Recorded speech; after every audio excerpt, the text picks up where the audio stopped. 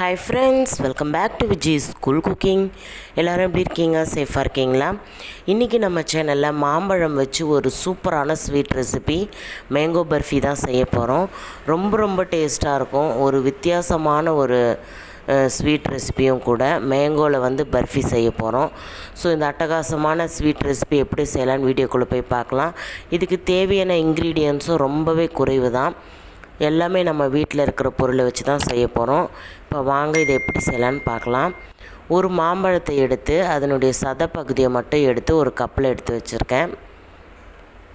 நல்லா பழுத்த மாம்பழமாக எடுத்துக்கோங்க. இதை வந்து ஒரு மிக்ஸி ஜாரில் சேர்த்துட்டு நல்லா நைஸாக அரைச்சி எடுத்துக்கலாம். தண்ணிலாம் நீங்கள் விட தேவையில்லை. ஒரு 2-3 சுற்று விட்டாலே நல்லா நைஸாக அரைஞ்சிரும். எந்த ஒரு கட்டிகள் திப்பிகள் இல்லாமல் நல்லா நைஸாக அரைச்சி எடுத்துக்கோங்க. இந்த மாதிரி இப்போ அரைச்சி எடுத்த மாம்பழ விழுதை ஒரு கப்பில் நாம் அளந்துக்கலாம். அப்போ தான் நம்மளுக்கு சுகர்லாம் அளக்கிறதுக்கு ஈஸியாக இருக்கும். இப்போ ஸ்டவ் ஆன் பண்ணிக்கோங்க. ஒரு கடாய் வச்சுக்கலாம். அதில் நாம் எடுத்து வச்சுருந்த அந்த மாம்பழ விழுதை சேர்த்துக்கலாம்.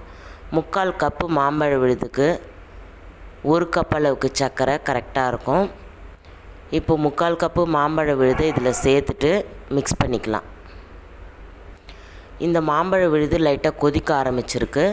இப்போது அதே கப்பில் 1 கப் அளவுக்கு சர்க்கரை சேர்த்துக்கலாம். நீங்கள் சர்க்கரைக்கு பதில் நாட்டு சர்க்கரை, வெல்லம் இதை கூட நீங்கள் சேர்த்துக்கலாம். சேர்த்துட்டு ரெண்டுத்தையும் நல்லா மிக்ஸ் பண்ணிவிடுங்க. சர்க்கரை நல்லா கரைஞ்சி மாம்பழ விழுதோடு ஒன்று சேரணும். நல்லா ரெண்டும் வந்து மிக்ஸ் ஆகி நம்மளுக்கு நல்லா வந்து கொஞ்சம் சுண்டி வரும். அந்த சர்க்கரை பாகெல்லாம் நல்லா சுண்டி வரும். அந்த ஸ்டேஜ் வரைக்கும் நம்ம வெயிட் பண்ணலாம். இதுக்கு 5 நிமிஷம் ஆகும். மீடியம் ஃப்ளேமில் வச்சுட்டு நீங்கள் நல்லா மிக்ஸ் பண்ணி எடுங்க. இப்போ பார்த்தீங்கன்னா நம்ம மாம்பழத்தோட விழுது சர்க்கரை எல்லாம் கரைஞ்சி நல்லா வந்து கொஞ்சம் திக்காகிருக்கு. இப்போ எந்த கப்பில் நீங்கள் மாம்பழ விழுது சர்க்கரைலாம் அளந்தீங்களோ அதே கப்பில் 1 கப் அளவுக்கு துருவின தேங்காய் எடுத்துக்கோங்க. அந்த தோல் பகுதி இல்லாமல் பார்த்துக்கோங்க.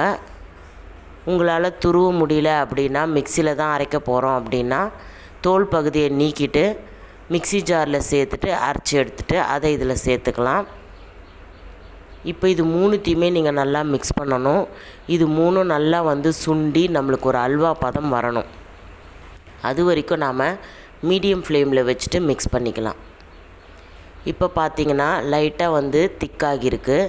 இன்னும் கூட நம்மளுக்கு வந்து இது சுண்டணும். அப்போ தான் நம்மளுக்கு வந்து கட் பண்ணி எடுக்கிற அளவுக்கு ஸ்வீட் வந்து பர்ஃபெக்டாக வரும். இந்த ஸ்டேஜில் உங்களுக்கு ஏலக்காய் ஃப்ளேவர் பிடிக்கும் அப்படின்னா நீங்கள் சேர்த்துக்கலாம். நான் வந்து சேர்க்கலை. அதே சமயம் நெய் ஃப்ளேவரும் பிடிக்கும்னா நீங்கள் நெய்யும் 1 ஸ்பூன் வந்து இட்டுக்கலாம். நான் வந்து நெய், ஏலக்காய் இது 2மே ஸ்கிப் பண்ணிட்டேன். ஏன்னா நம்ம சிம்பிளாக செய்ய போகிறோம். வீட்டில் மாம்பழம் இருந்தால் மட்டுமே போதும் அப்படின்ற மாதிரி தான் நான் செய்ய போகிறேன். ஸோ அதனால் நான் ஏலக்காய் தூளும் நெய்யும் வந்து ஸ்கிப் பண்ணிட்டேன்.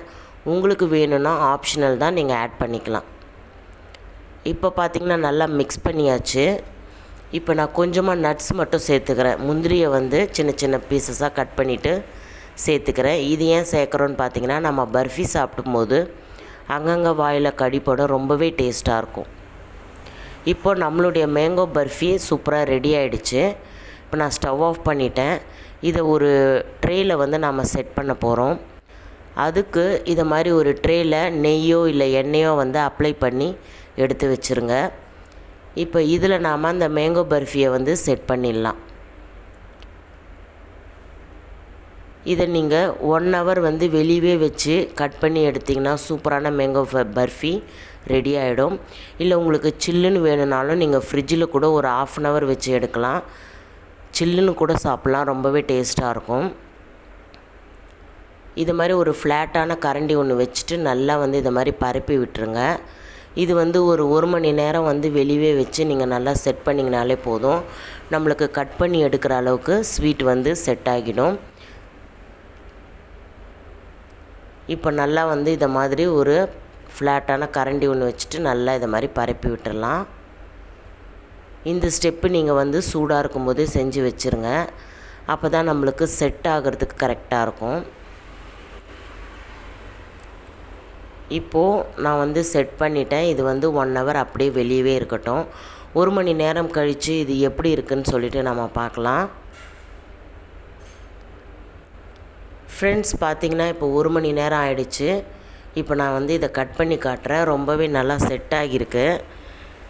இந்த ஸ்வீட் பார்த்திங்கன்னா பர்ஃபி வந்து உங்களுக்கு சாப்பிட்றதுக்கு ஒரு சூவியான ஒரு டேஸ்ட்டு கொடுக்கும்.